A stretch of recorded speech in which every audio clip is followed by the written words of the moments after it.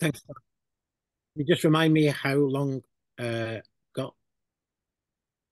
I think like 15, 20 minutes will be ideal. All right. You can go a little bit longer, but we want the session to be about an hour and have time for questions as well. So Sure. So first of all, thank you, Clara, and thank you everybody for the invitation to join you.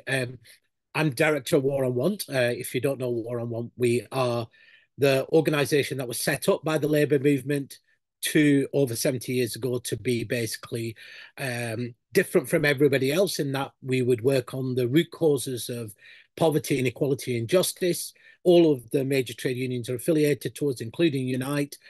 We work directly with social movements and trade unions all around the world, from around extractivism, food sovereignty, workers' rights, but we also build power in the UK. So we work from everything from supporting the strikers to the Amazon workers, low-paid workers, to organising and trying to connect our movements of movements, and currently do a lot of work also on Palestine.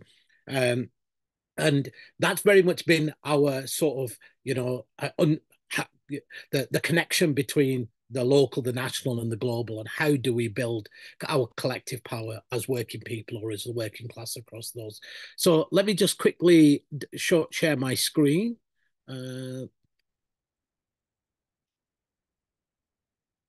Hopefully you can all see that. Can you all see that? Yep. Okay. So is it on presenter view? 1 second. Oh, slideshow. Okay. Hopefully you're seeing it properly. All right. So I wanted just put in the global into the just transition, or some would say put in the justice into the just transition. I'm sure you know all of this, but there is a conceptual history of the word just transition. It was founded, the word, in the 1970s in the United States, largely outside of the mainstream environment movement and the mainstream trade union movement, and it was linked very much to environmental justice movements, trying to connect where communities were fighting against environmental harm, but also recognizing that the very same communities relied on these same polluting industries for their jobs and livelihood. So the things that were polluting them and killing them and polluting the air, land, water were very much the same companies. And how could you transition that? And therefore the concept of just transition came up. It's very much linked to the idea that there are places and people who are sacrificed, and they're usually the poorest, working class communities, and black and brown communities. And it started a whole series of work, particularly in the 1990s, of a new Just Transition Alliance, which formally tried to connect the environmental justice and labour movement in the United States together. But actually, and there's lots of definitions about just transition. What is just transition? Is it a principle? Is it a process? Is it a practice?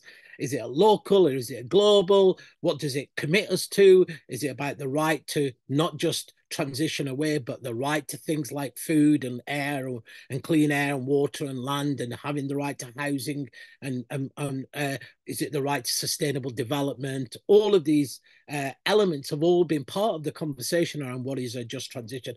I'm speeding fast through because I want to allow as much time for us to have a discussion as well. But actually, the underlying concept of just transition has a way longer history, and one I would argue is much more rooted in sort of anti-colonial and anti-imperialist one, and very much rooted in also in the struggles of people in the global south.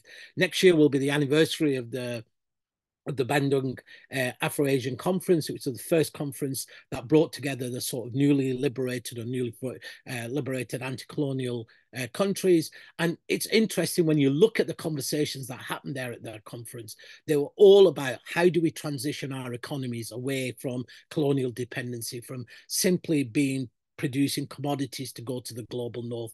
What does it mean to have economic freedom and not just political or civil freedom? Lots of conversations about how do you build South-South solidarity, the need for new technologies, establishment of everything from research and institution, really visions of like what a new economy could actually begin to look like, that was geared towards meeting the needs of people rather than, of course, the dominant economic system that was put in place both during the pre-colonial times and post-colonial times, which was largely poorest countries in the global south have commodities. They extract those commodities, they send usually very profitably by multinational corporations who make a huge amount of money, and therefore the industrialization in the global north and profit accumulation in the global north, and the global south pays the heaviest price in exploitation and environmental harm. And it's true, and you can go through all of these moments of like big gatherings of the global south where the idea of transition in a way is really sitting there, and it continues at the Tricontinental Conference, which brought also Latin American countries, about how do you have this alternative economic development models, and how do you connect everything from the right to food and the right to land to the idea of equality and social justice and economic justice.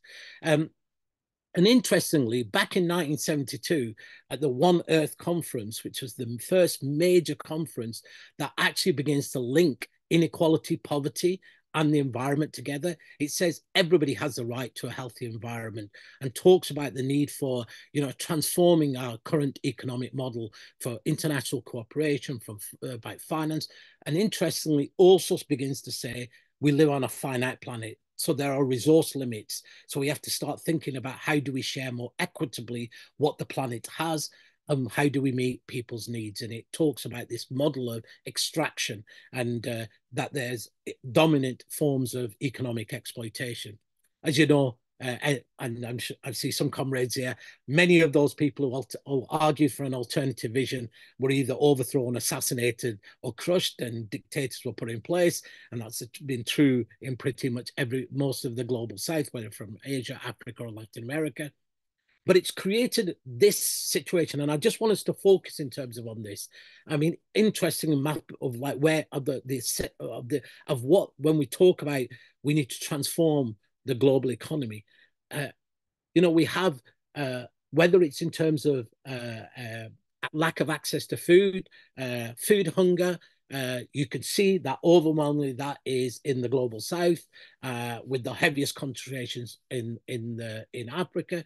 If you look at what vulnerabilities of the climate violence, and we all know full well about the devastation that's causing already people's lives and livelihoods. I'm originally from Pakistan. We had one flood, affected 33 million people, covered a third of the country, and it affected the poorest people, not just agrarian and not just land and peasant, but workers as well, destroying many, many livelihoods. And to this day, most of the poorest of the poor, who are already facing what we call multiple dimensional poverty, where basically people are barely surviving, it pushed them into not surviving at all, and pushed even more and more people into the informal economy. And we know that global inequality is increasing. In fact, it's worse now than it's ever been in history, in terms of that the richest in the world are getting more and more wealthier. In fact, there's a latest research which says for every $1 earned by the bottom 99% of the world, the millionaire class has been making about $2.3 million a year, and the billionaire classes have been making 2 billion a day. And we can see that, and you may have heard a few weeks ago, they're now estimating when we are going to have the first trillionaire, and think within a decade there will be a trillionaires, will be the new reality. So, and even from a climate perspective, which is obviously largely what a lot of people think about transition, that we're transitioning our economies because of carbon. And of course, there is a great inequity also in where are the most emissions, and where are the overwhelming populations. And you can see just in terms of population, that like India, with like 17% of the world's population, is only emitting about 2.4% of overall global emissions, while Europe, with 7% of the world's population, is responsible for about a quarter, and the United States, with less than 5% of the world's population, are responsible for about 30% of all global emissions. But it's not just about carbon that's been what brings us to this moment. I mean, actually, if you look at the crisis we have, we are breaching what is called planetary boundaries, and we're breaching 7 of the 8 of the 10, and there are some people who said there are 11 boundaries, so it's 9 out of 11 or 10, but pretty much it's not simply that about the carbon in the atmosphere, where whether it's biodiversity loss, the amount of nitrogen, that basically is meaning we're fundamentally altering the very ecosystems that we all rely on for our food production, for our stable weather patterns, for our environment, and all of those things. So the need for a deeper transition is very, very clear. Why isn't it not moving? It's suddenly stuck. Oops. Okay. And I want to just I remind us that there have been moments when we have woven a very, very different story together, right? Some of us probably remember the anti-globalization movement, which actually was an incredible moment for us, as whether you're in trade unions and workers, because at that moment, both trade unions globally and nationally, together with climate groups, together with people working on economic justice, were able to see it and come together and recognize that what was being put in place from in terms of whether the IMF, the WTO, the World Bank, what we call the height of neoliberalism, whether it's forced privatization to the casualization, this was a common fight and a common struggle. And at that time, the slogan was one no, many yeses. And some of us probably say that one of our weaknesses at the time was the fact that we had too many yeses and we should have been much clearer and bolder.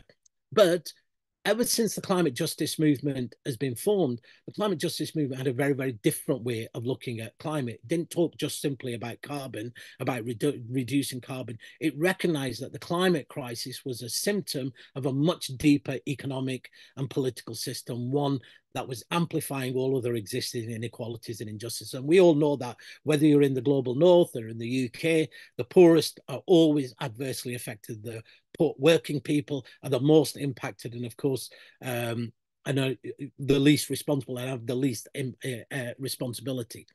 Now,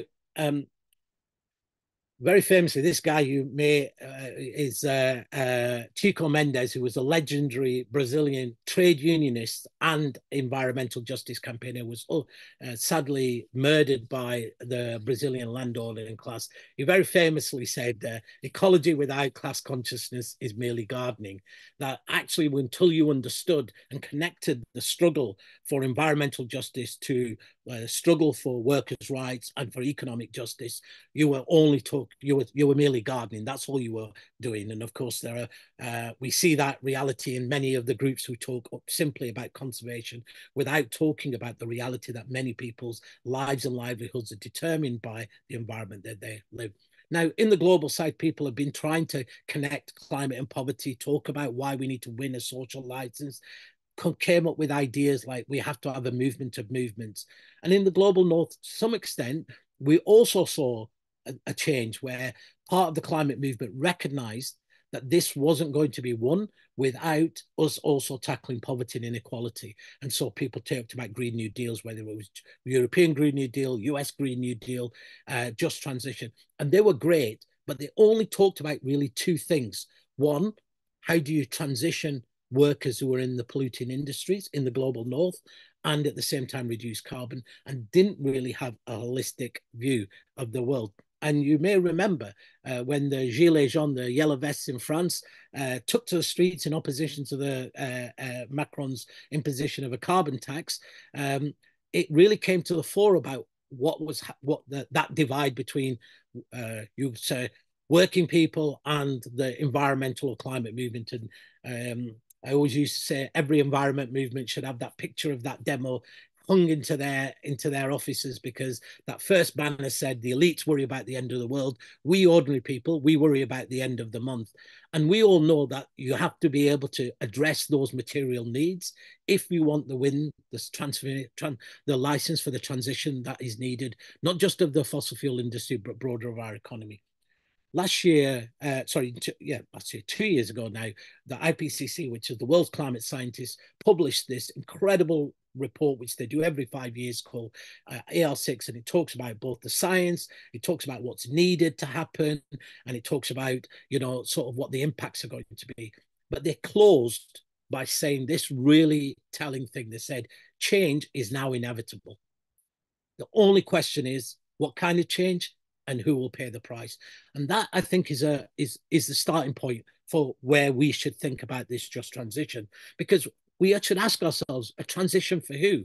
Is it a transition for the half the world, the 3.5 billion people who survive on the equivalent of less than $5.50? Is it a transition for the 4 billion people who don't have social protection, or don't, three and a half the world who doesn't have access to electricity or clean cooking or essential health systems, or 2 billion people facing hunger? And of course, increasingly seeing that reality also in the global north as well. What does it mean to say to them, you're going to transition? And we all know that the reality is when you can't meet what people every day needs, the idea of a vision of saying everything's going to be all right in the future without really understanding that that transition needs to speak to these issues, I think ultimately leaves us weaker and open in our movement and the possibility of creating that alliance much more harder. And we see that now both in the UK and across Europe, where the right are weaponizing poverty and inequality against climate and say, well, if you take action on climate, it's the poorest who are going to suffer. And there are many, many things that I wish we could turn back the clock and say to the environment movement, this was terrible. You should never have done it this way. Stop talking about climate in carbon terms. We should have talked about it in terms of free public transport, in terms of warm homes. We should have connected where people were. That would have built the social license. People could have very materially seen what the transition really meant for them. Sorry. So we have at this moment, I think all of us recognize a systemic crisis, not just the fact we've got a broken economy, that we're overusing the amount of resources, and that there is some people over consuming and some people denied the right to even basic necessities. And of course, our systems that are in place, whether that's racial, gendered, or whether it's economic systems that benefit the few rather than many, as a famous slogan once said. And I wanted to give you some figures about just the extent of that extraction that is taking place, because sometimes even amongst our own movements, we don't like to think about this element of the transition. Now, and this is not historic, so we're not talking about the trillions that were looted during pre-colonial or colonial times. Between 1960 and 2018, it's been estimated that $152 trillion have been taken out to the global south, to the global north. And that is the money that flows into our banks and corporations, into our profit, into their balance sheets.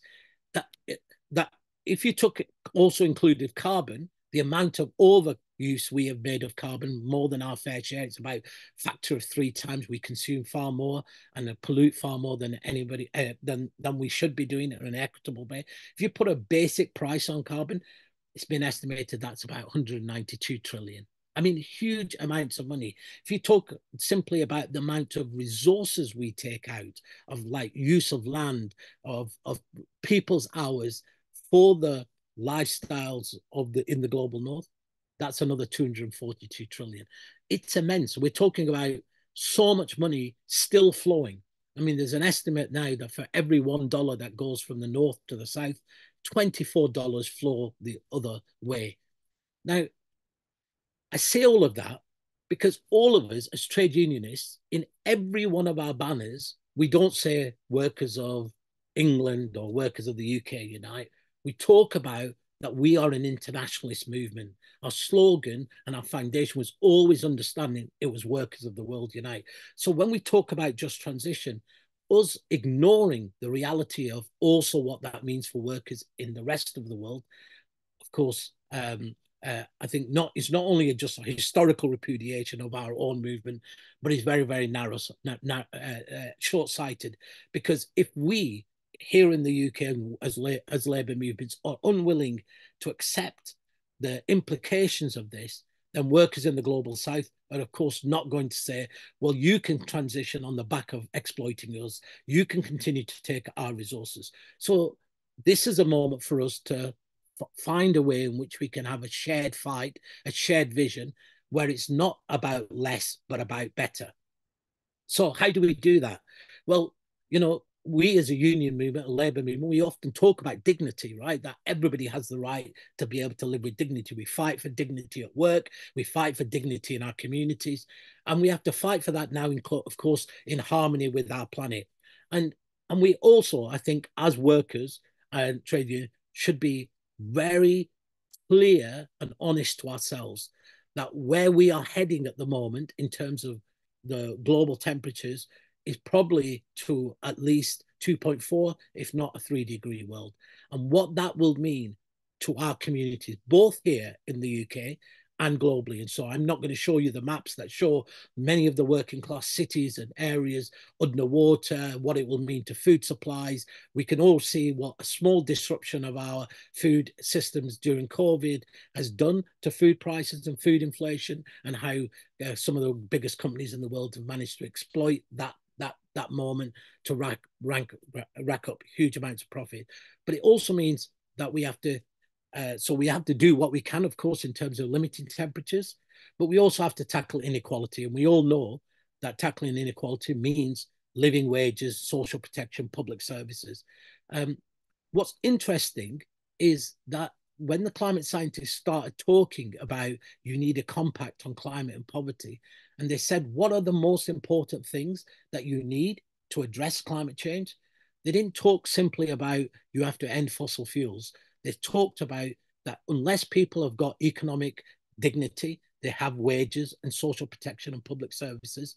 Those are key ways in which not only you reduce carbon, but you build the resilience and you allow communities to be able to adapt. And so start seeing, and this is where the uniqueness, and it's a moment, I think, for us, is that many of the solutions to the climate crisis are the very same solutions that many of us call for in terms of addressing economic injustice. But now we have an additional thing about resource and planetary limits. The OSCE, Organization of Europe, I forgot what it's the acronym now, estimated that the amount of resources that we use at the moment is about 80 billion tons every year. We need to reduce it to 50. We're about to double it to about 160 billion, if not more. And that's not just the amount of rare earth minerals and metals that are needed for electric cars and batteries. It's all the iron ore and the copper and everything else that will be needed in this thing. And often I think many of our in our movement think that the idea is simply what we're doing, and our goal is to transition economic models just with a throughput. Before it used to be powered with fossil fuels. Now all we need to do is make sure it's powered by renewable energy and everything will be all right. It's simply not the answer. I think we have to, and it's up to us to be able to provide visions that go beyond that. It's, I'm sure you all heard the answer is not going to be finding electric batteries. The answer is going to be finding free public transport. That's the way in which you begin to get people to move out of petrol and diesel engines. That the answer to shifting people in terms of cutting emissions at home is by promising people that warm homes and community owned renewable energies. So in the global level, it's, the just transition is like the new word. Just like climate justice 10 years or 15 years ago became used by absolutely everybody, it's now the word that I would say is being used by everybody, and probably in 2 years' time is going to be the biggest question that is on the lips of everybody. Like, what does transition mean? How do we do transition fairly? Because, of course, no transition that is unequal and unjust will ever be ever successful. It will be either imposed on people with huge social upheaval, or people will fight against it because they can't see themselves in that transition.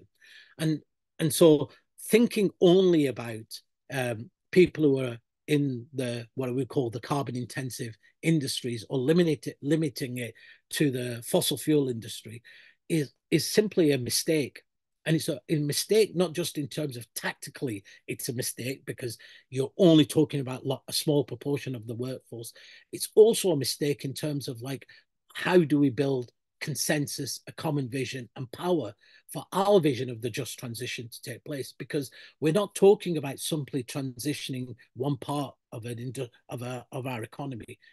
To be able to meet that, the prerequisite of now dealing with both poverty, climate, resource limits requires a fundamental shift in our economies, where you shift away from GDP to what do people need for well-being. what are the base? Sorry, what is needed for people's well-being, which, as we know, is very different.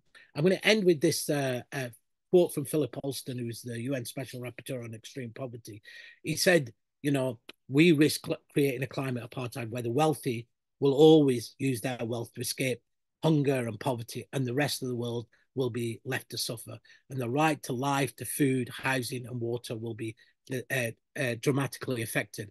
Now, when we talk about that, when he wrote that, I think often he thought that he was talking about that only about people in the global south.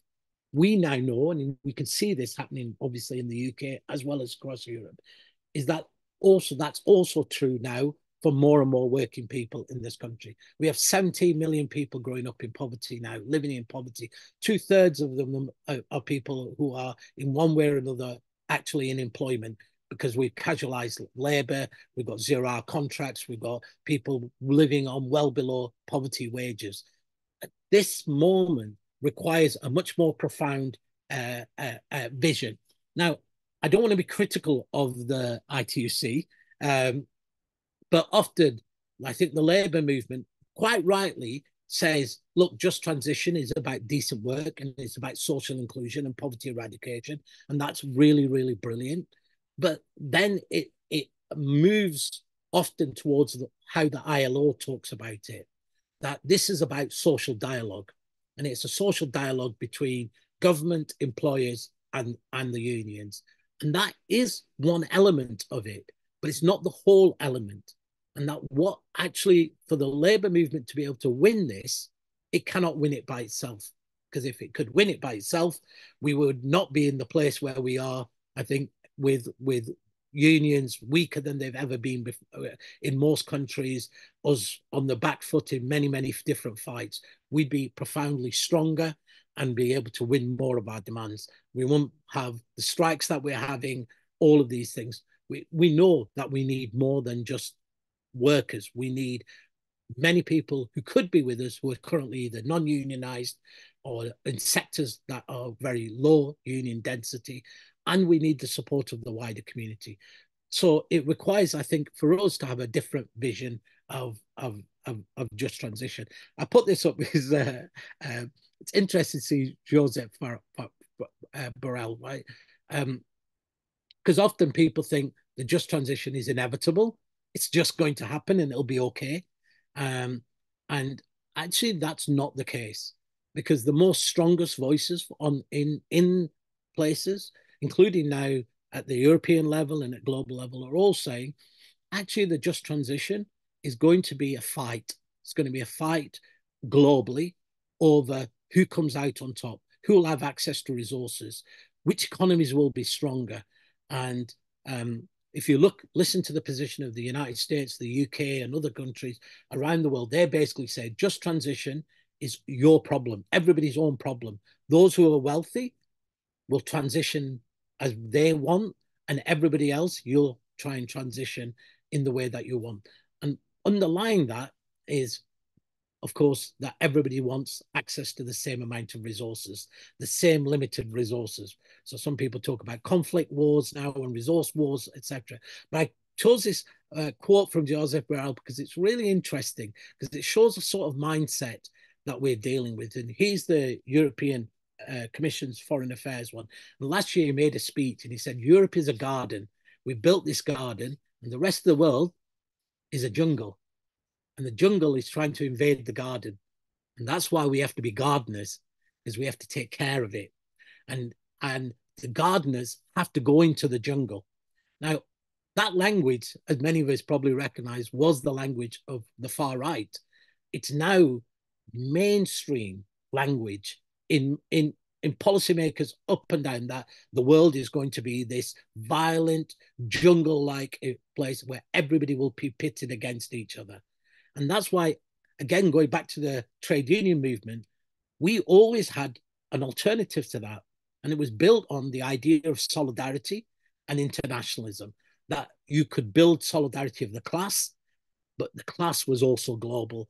And through that internationalism, we could fight together and win together And we've seen now examples of people trying to do that. We see that with Amazon, people organizing across the supply chains. We see that with solidarity, with unions trying to fight together in many, many different fights now, recognizing that they fight multinationals who have many, many different arms. How can they coordinate? How do they make sure that if you're fighting for a living wage in one country, you're demanding the same living wage through the supply chain?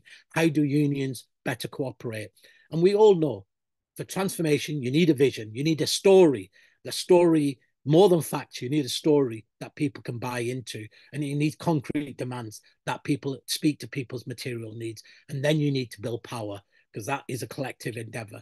And then you need fights and interventions that allow you to both build your power and continue to tell your story. And that's why we talk about as War on Want, together with many trade unions around the world, the idea of a different kind of just transition that guarantees these kind of different things, basic services and energy transition, but also recognize that there are global elements to it, cancelling global debt, being able to ensure dignified jobs for all, unionized jobs. But our horizon shouldn't be simply about continuing where we are, or just simply talking about unionized jobs in these sectors.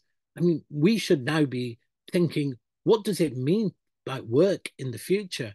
How do we create jobs that are, not 5 days a week? How do we make sure that people can have better life and family and balance in all parts of their lives, not simply you work 5 days, barely survive, and 2 days you collapse and try and recover if you're on a 5 day week or a 6 day week, or if you're in multiple 0 hour contracts. And I think this is the moment for us to really just recognize that the scale of the crisis that is upon us requires us to be much more bolder. And I know this is strange, because at the moment we struggle to fight for even like the most basic of elements.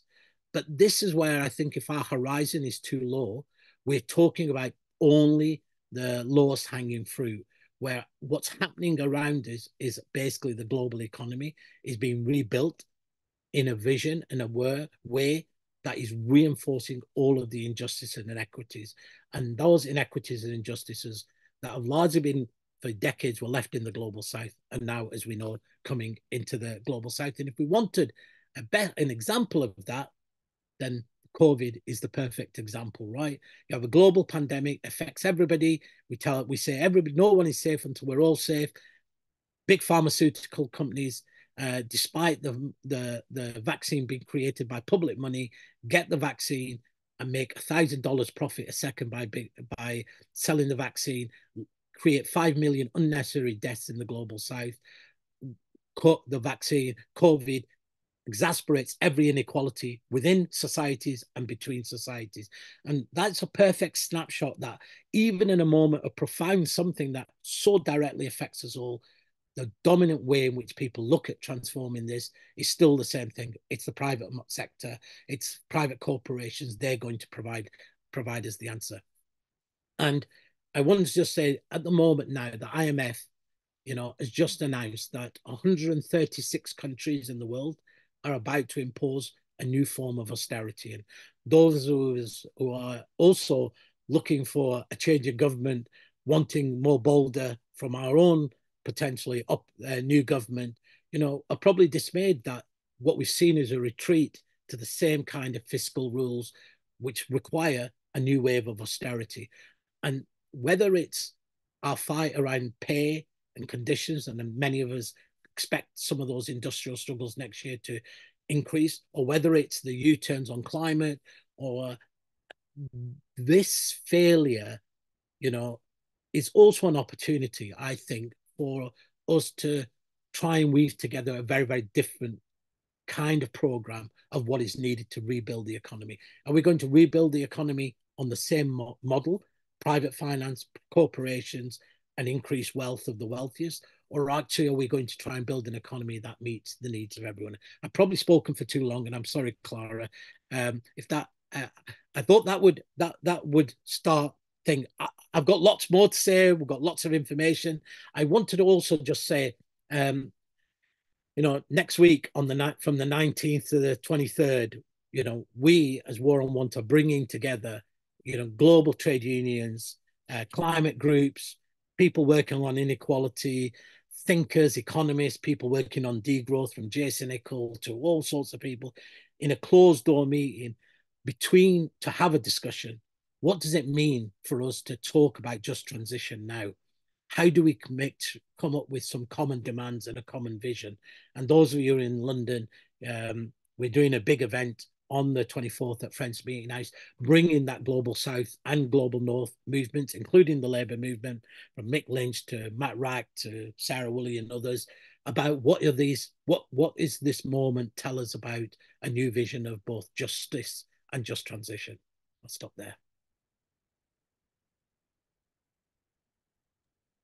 And I'll stop sharing. Thanks so much, Asad. Absolutely brilliant to hear your reflection. Yeah, you spoke a bit too long, but that's fine. I'm so sorry. I think that these are very complex issues, and it's really important we take the time to explore them. And we've now got this recorded resource as well. We're going to be able to share in our network, because I think a lot more people in the trade union movement need to listen to this perspective and this vision and reflect on it about how our work around just transition operates. I am now going to we probably will go past 7:30. We'll see, how many people have got contribution. I'm sure that people will wish to look again at the recording as well to take everything in. But if you would like to either ask a question or make a short contribution, please try to use the electronic hands, which is at the bottom of your screen in the 3 dots more button. And you can click on reactions and raise your hands for that. I think there is already Jenny coming in. I'm going to bring you in a second. I'll see if other people will want to come in. But I'd like to say that your contribution really make me think, because when I was standing at this Unite conference where one after the other, the speakers from the oil industry and other pollutive industry were telling us, the activists of the Caucus, which in majority come from not-for-profit sector, health sector, local authorities, and we're being told in a very patronizing way that, don't worry, just transition, we are all over it, we are doing it already, and basically don't tell us what we should do in our industry. It really made me think about, we need to reclaim this concept of just transition, because every sector in our union should be considering just transition. What it means in general, like Asad have, explained, but also what does it mean in our sector? In my sector, the not-for-profit, we represent people who support homeless people, disabled people, people with addiction issues, housing association and social housing. Surely, we have got an important role to play as part of a just transition strategy for Unite. And I think that's an objective we should have as a caucus, is really to kickstart those conversations about just transition, whatever sector you are in, so we can reclaim a space in Unite to contribute to that. I can only see Jenny for now, so I'm going to bring you in, and I've got Roderick as well. Okay, so Jenny and Roderick, and then we'll see where we are. Thanks, Lara. Thanks, Asad. That was really a tour de force. And really on the same, I'm agreeing with what you're saying. I'm trying to bring it to think about Unite, specifically as Clara's just been saying. Unite's a massive union. We cover every sector, and every sector within our union needs to be involved in a just transition. But I think often the dynamic is that it's the jobs that already exist are very much defended, and there isn't the imagination to think about, well, what jobs could come out of this? How could we change our economy? That bigger vision. So even when we've got something which is basically a good idea, like a campaign around steel, and Unite's starting to think about steel.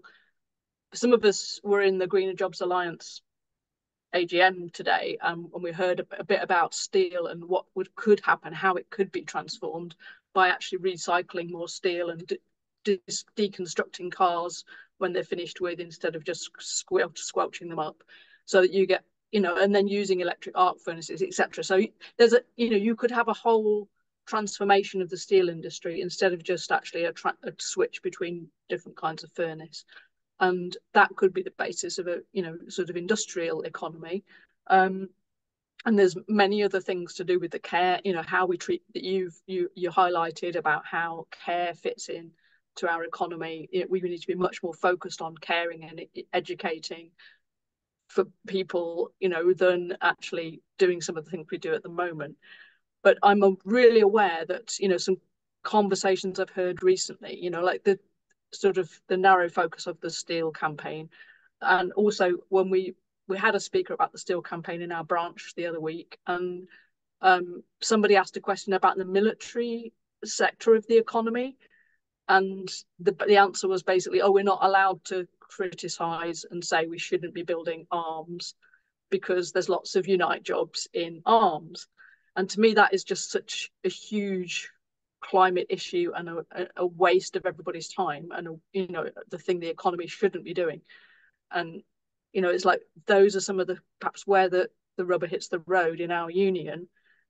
I think there's very strong parallels between the should we build Trident or not, and the should we transform the economy around climate change, in the way that they've been spoken about in Unite, because it's like, but we've got jobs in those sectors, we're not allowed to sort of suggest they should be abolished.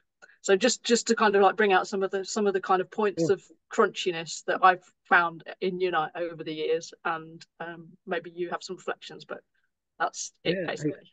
I think you're absolutely spot on. Sorry, Asad, do you mind if I also take Roderick? I know there was a lot there, but if we just take two people at the same time, and then you can come. Roderick, would you like to contribute? Sorry, my electronic hand isn't working for some reason.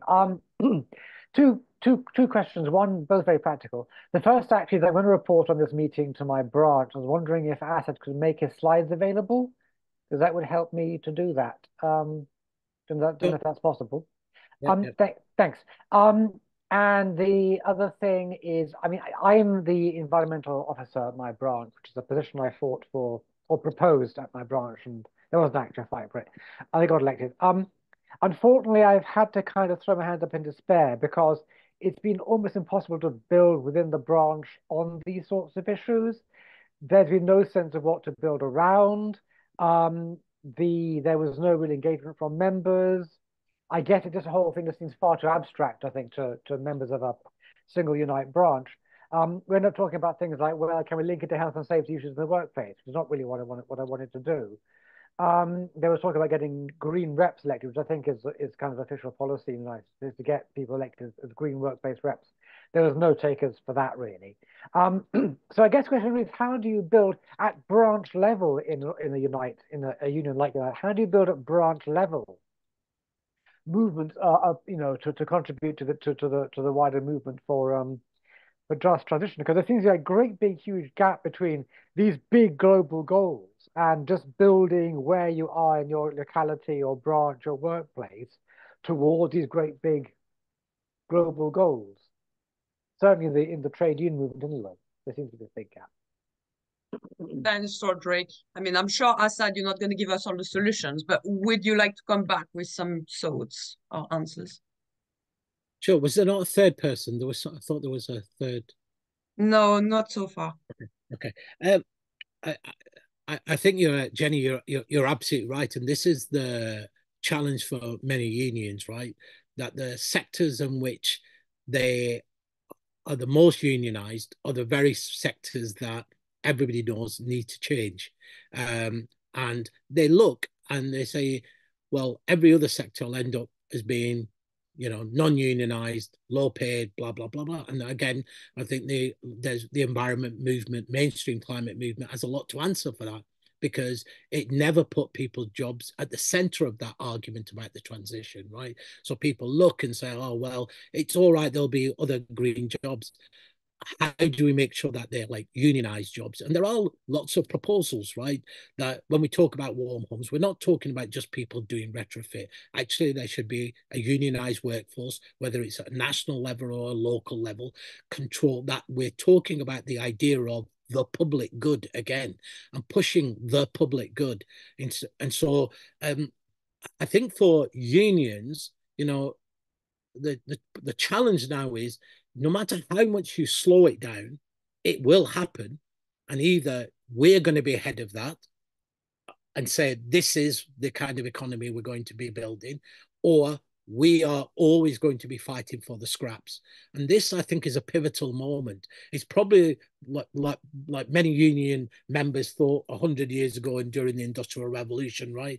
There is a moment here for us to win a kind of like a power of unions, our seat at the table. What will this economy look like? Who will benefit? What will be the redistribution?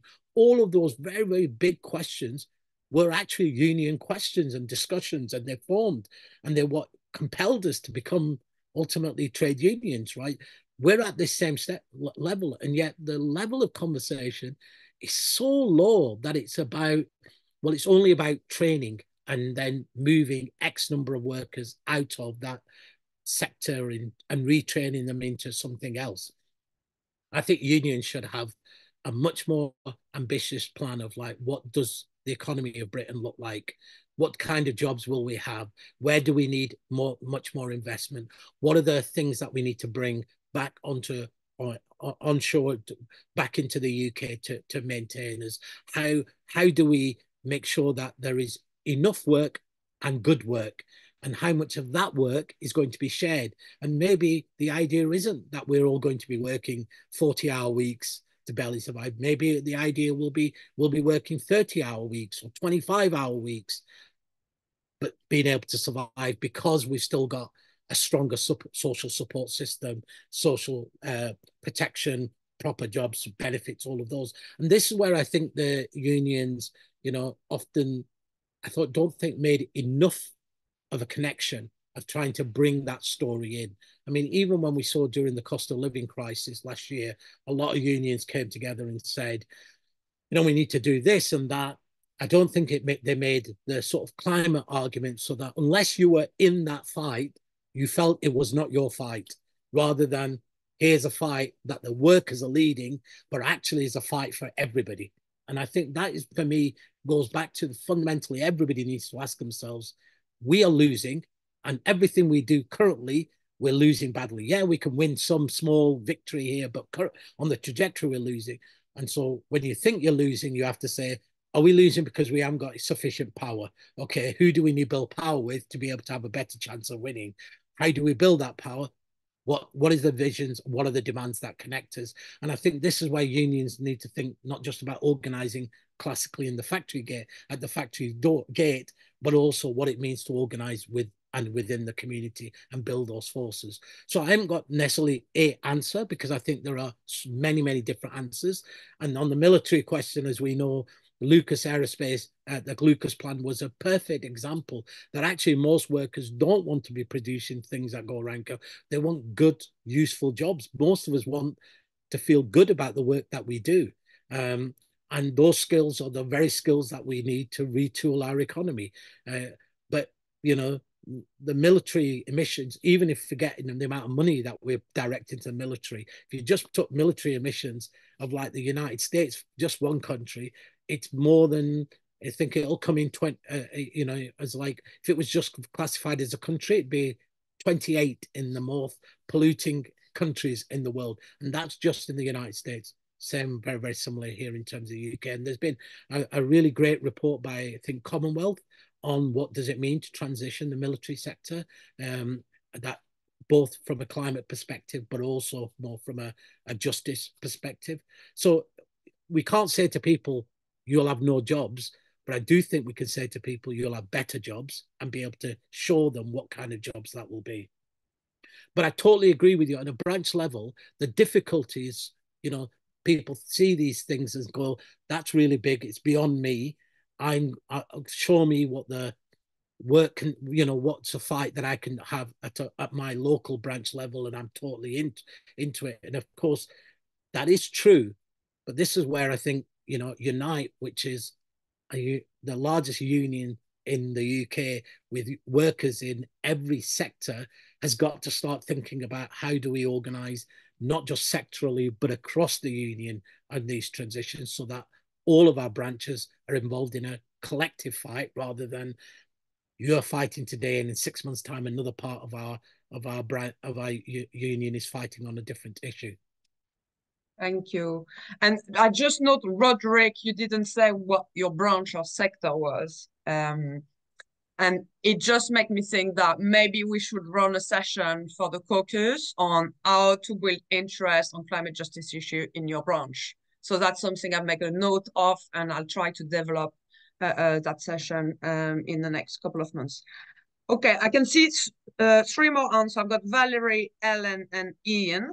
So I'll take you one after the other, and then I'll give Asad a chance to come back. Valerie. Thank you. I'm Van Knight, and I'm in the Southeast Unite community. I've always been a very strong union person throughout my life, and I still support everything that unions are trying to do at the moment. However, I wonder if we're missing something, and that is that when I was a young person, nearly vast numbers of people worked in huge workplaces where everybody met up with each other every day in some shape or form, in factories, in basically in workplaces where everybody got together. These days, that is less and less the case. And even where it is the case, such as call centres, people get very little opportunity to speak to each other during their working day. And I wonder whether, as well as unions, this is not instead, but as well as unions, we should be working on developing community unions or something of that ilk. My daughter and I are engaged in something which at the moment is very small scale, but came from a young man of 20 odd in the Just Stop Oil movement. And he is speaking in Worthing, where I live, in the near future. And it's about postcode communities. And basically his argument is that as well as everything else that everybody is doing, we should be trying to get to know each other better. One of the reasons there seems to be so much conflict between people at the moment, I know a lot of it gets put down to social media, but as well as that, we no longer have communities, or very rarely, where we all meet up and talk and know each other's lives and how we're living and so on. And I think if we are thinking of starting these postcode communities, the idea is to move them out postcode by postcode. Postcodes are usually only 30 or 40 houses. So it is starting really small, but really manageable. And the idea is to get people talking about what matters in their lives, how they think they've got to where they're at, how they think they've developed their political views, or whether they even think they've got any, and so on. And the idea is that as we build up trust between people just in these small, very localized communities, the fact that we would then be spreading it out community by community, postcode by postcode, we could perhaps in a couple of years cover the whole country, where people are talking to each other, not in party political terms, not in conflicting terms, but in terms of how can we get together to make things better. And that concept, which came from a 22-year-old man, which is where I heard it, and I'm 75, really struck me. And I just thought, yeah, this is something I'm going to get involved in, as well as still doing things for unions and so on. Because I just think it's one thing that hasn't been tried for 100 years. We've lost our communities over and over again over the last 75 years that I've been alive. And I just think maybe we should be looking at that as well. Thanks, Val. I've still got 3 people to contribute. So Asad, I will just bring you once back. I had quite a few thoughts as well, but I will cut mine. Ellen. So just moving it back to what ordinary people, ordinary branch members can do in their branches and how that can connect. Because, I agree with everything that Asad said about what the unions ought to be doing. But is how can we have influence in making our unions, the union isn't a kind of monolithic entity. It's made up of ordinary members in their branches and then people, at various stages in the hierarchy. And it occurs to me that really a big part of the problem internally in the union is a kind of, I put it in the chat, but probably didn't make it very clear. It's a kind of democratic problem, which is, if you think about what happened at our policy conference last July, where we had several branches that tabled a motion for no new oil and gas exploration and development, and it was knocked back on the spurious basis that it conflicted with the Unite policy, and basically, that we should get back in our lane, and that this is an issue for the sector to deal with itself. And yet, this is policy which is made on a whole union basis at a national policy conference with delegates from every sector. So, how can they, be democratically making policy when we're being told, oh, you don't need to know about this. The negotiations are going on behind closed doors. Like Clara said, we've got it in hand. We're doing it. You don't need to worry your pretty heads about it. And no, this is a democratic problem. We need to be told what these negotiations are. We need to be told what this policy is that's trying to be pursued. And so what struck me is, I had a similar experience on a smaller scale to that last night. I went to my area activist committee meeting, and at the previous, at a different, my branch spans like 3 different area activist committees. At a different one, one of our motions that had come from our caucus was passed, which was essentially challenging saying, no new oil and gas is not in conflict with policy, and we need to, we still need to challenging that. It was passed by one of the area activist committees, but it then, when it went to the regional committee, it was knocked back without discussion because there were 2 EC members present, and they said, this motion is out of order because it's in conflict with national policy. But there wasn't a discussion about it. So the other people who were present at that regional committee meeting were not really, they weren't able to have a conversation about, well, hang on, explain why you think it's in conflict with national policy, explain what's going on. Can we have, at least can we still have a speaker from the EC to tell us what is going on in, behind the scenes in about the North Sea transition? We need to know, it affects all of us. And, but I brought this up. I said, all right, that was the decision of the regional committee, not going to revisit that. But what I will say is the bits of the motion that asked for further discussion, that asked for a speaker, and so on. What about that? Can't we still do that? No, that's all been discussed and end of. So again, there was no discussion. And it's just made me think that, rather than repeatedly putting in motions about content, such as no new oil and gas, maybe we need to be putting in motions about the process, and putting in motions asking for discussions and to be able to take place, which cross-sector discussions, discussions where people like us in the maybe in the community sector, maybe in the care or the not-for-profit sectors, and all of these sectors that don't that tend to get silenced on these issues, that we can actually have those conversations across the sectors. And yeah. You want to wrap down, because I've got 3 more people. Okay, sorry. That I think I've said what I needed.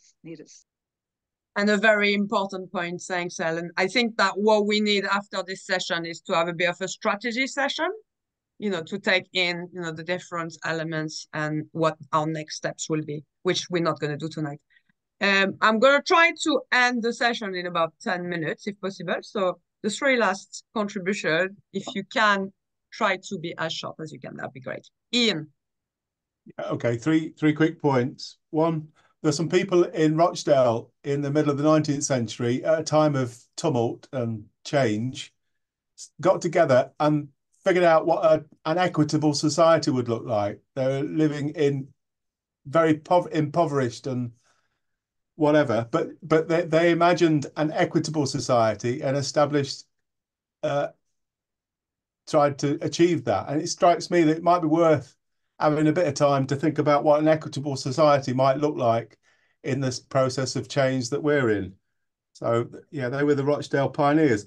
I went to the We Make Tomorrow event in Birmingham and attended the trade union session. And there were two of us from Unite, and everybody felt sorry for us because they knew how difficult it was. So that was nice. But it's a funny position to be in. There was a woman, though, from the health sector who said that the health sector in Unite is actually the biggest. But you would never know that across the policy ranges. Health, just doesn't seem to pop up. It's not a contentious issue. It just seems like, they're not part of the real Unite, if that makes sense. I wonder why that is. And then in Nottingham, we're bankrupt, bust. And people aren't very enamoured with the prospects that we've got.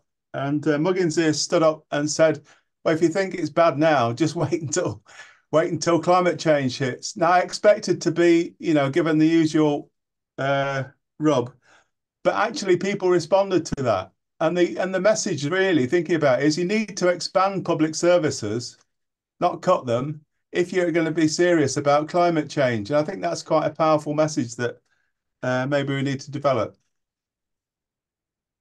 Thank you, Ian. I've got Guy next. Yeah, cheers. Well, I'll be quite quick. I am a student. I study geography, specifically oceanography at Hull Uni, and the Rule 6 change, I think it directly fucking hell, sorry, pardon my French. Does it directly affect climate change? No. However, it does directly affect young members, and young members are the ones who really at the heart of climate change, especially people like me, who want to make a career out of it. So what the Rule 6 change is doing is it's going to make it a lot harder for young members to attend Unite meetings as become parts of the quarter agenda, right? What it's going to do is stop us from having our voice within the union. And I know that especially in the Northeast, which is my sector, for the TUC and in Hull, my branch, we are actually pushing on climate change. We are getting, although we all work in hospitality, we don't necessarily all work in the industries that are fueling climate change within this country, so to speak. We are the future, and if we don't change this rule, if we don't have this Rule 6 agenda changed, then young people will have no voice in the union, which indirectly will affect climate change in the fact that we can't do anything about it within the union. We can't voice our opinions, and we cannot do anything about it. So, well, I won't talk for any more than 20 more seconds because I know there's a gentleman in front of me who would also like to talk.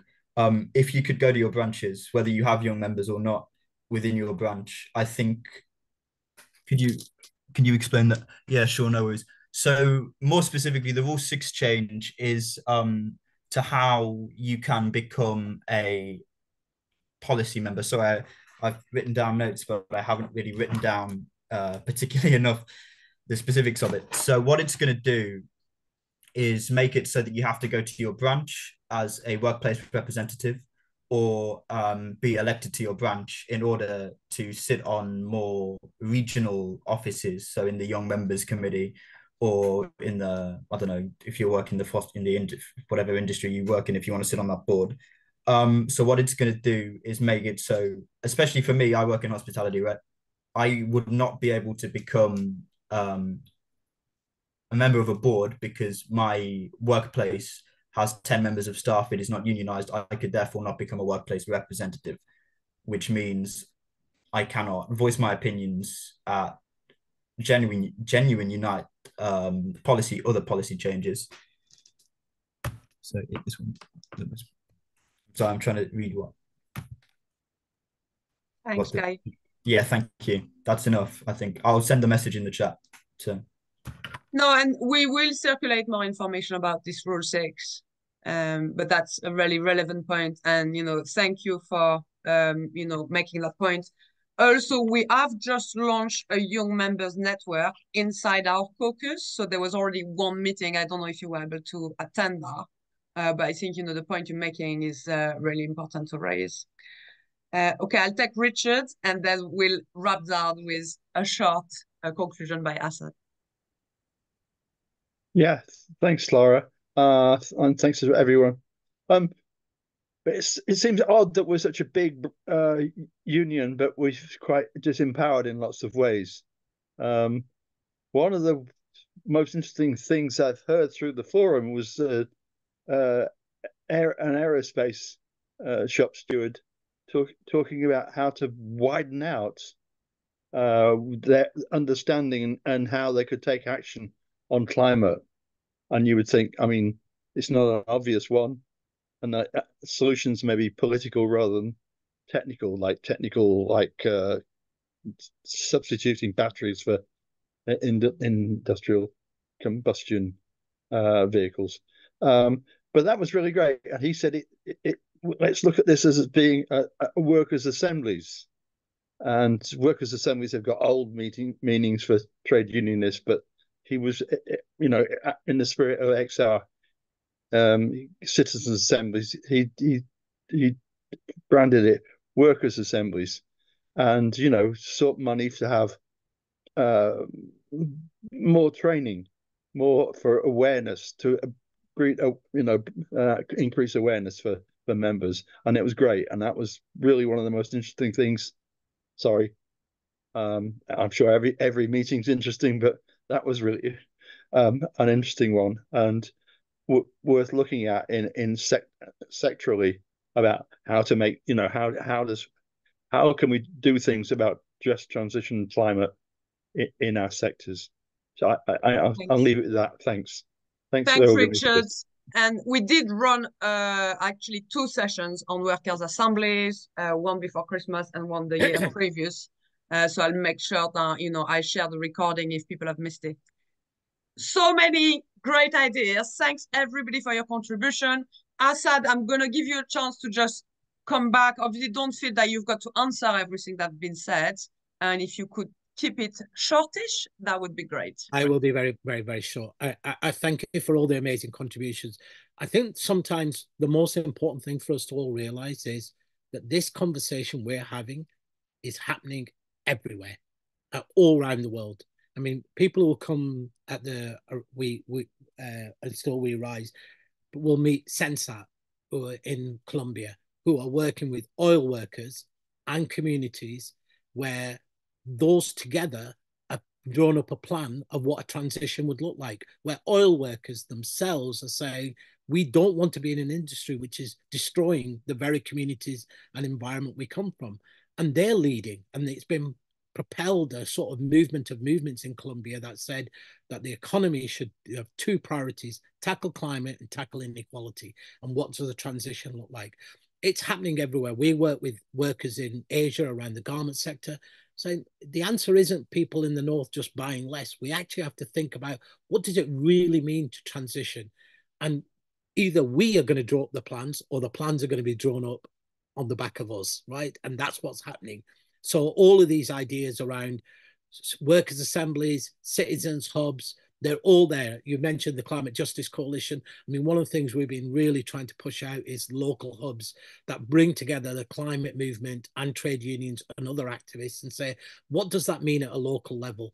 It might mean that it's a fight that workers have got about pay, but it also might mean it's a fight about housing, and how do we rally all of our forces to be more than the individual part and try and win some of these fights at a local level. And I think also I really liked Ian's reminder that our tradition has been one of like solidarity, right? You mentioned Rochdale. I mean, we could have talked about how the textile workers refused to handle cotton during the cotton famine when people were so impoverished and said, no, we have solidarity.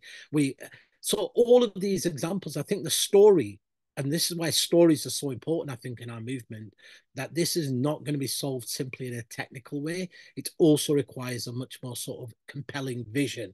And you're absolutely right that actually leaning into the parts of our union where we've got more members, which could grow, is around, service industry, the health sector, and thinking about how do we make public services such a fundamental part of the call on climate, and vice versa, right? How do unions also talk about that the necessity of public services isn't simply just we need public services, they are the key climate tool that is required for community resilience.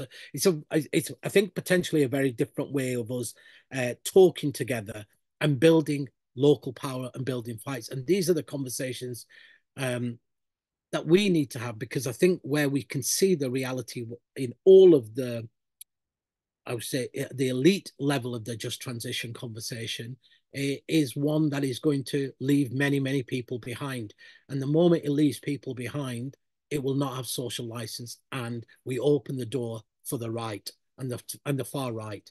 And so I think, what we're doing and what you're all doing in Unite, in the grassroots, of course, through the Climate Justice Coalition, we've been trying to do similar kind of visions of grassroots activists and other unions as well, trying to say from the bottom up, does that look like?